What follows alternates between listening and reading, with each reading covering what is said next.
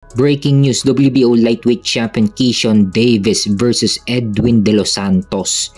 Kasado na ang laban sa June 7. Ito ang unang title defense ni Keyshawn Davis matapos makuha ang WBO title kay Dennis Berinchik. Samantalang si Edwin De Los Santos naman muli siyang mapapalaban sa isang world title fight. Nung una bigo niyang makuha ang vacant WBC title matapos siyang matalo sa kamay ni Shakur Stevenson. At ngayon muli siyang mapapalaban sa isang world title fight laban kay WBO lightweight champion Keyshawn Davis. May kartada si Edwin De Los Santos na 16 wins with 14 knockout at may 2 talo, samantalang si Keyshawn Davis naman ay may kartada na 13 wins with 9 knockout at walang talo. Dito natin makikita kung sino ang mas impresibo ang panalo sa pagitan ni Shakur Stevenson at Keyshawn Davis. Nung laban ni Shakur Stevenson kay Edwin De Los Santos, umabot sa decision. At marami ang nagsasabi na boring ang naging laban ni Shakur Stevenson kay Edwin De Los Santos. Ngayon makikita natin kung mas impresibo ba ang ipapakita ni Keyshawn Davis laban kay Edwin De Los Santos sa June 7. Kaya abangan natin ang laban nila.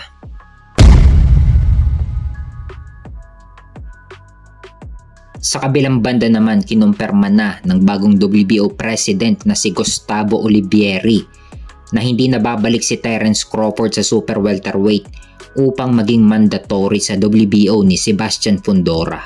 Kaya si Sander Zayas na ang ginawang mandatory sa WBO ni Fundora.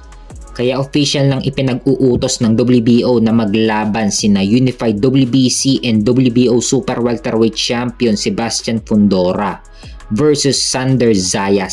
So binigyan lamang ng WBO ng 20 days ang magkabilang kampo upang magkasundo sa negosasyon. Kung hindi magkasundo ang magkabilang kampo, dadaanin ito sa force bid, kung saan maraming promoters ang mag-o-offer upang makuha ang laban ni Fundora at Zayas. Kung sino ang pinakamataas ang offer, sila ang magpapalabas ng laban. Nandyan ang top rank PBC, Golden Boy Promotions, Matchroom Boxing Promotions, at Queensberry Promotions.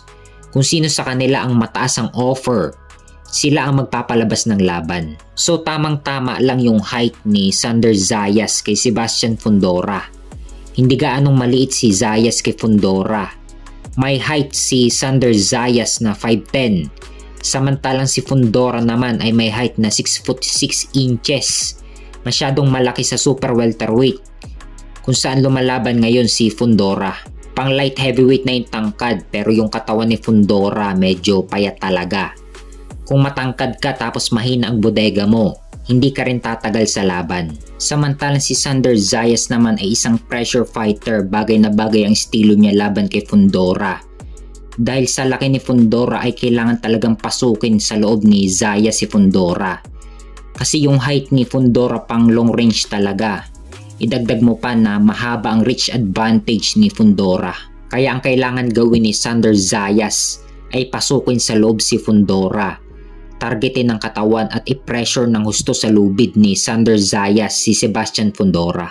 Kaya abangan natin ang next update patungkol sa magiging laban ni Sebastian Fundora versus Sander Zayas.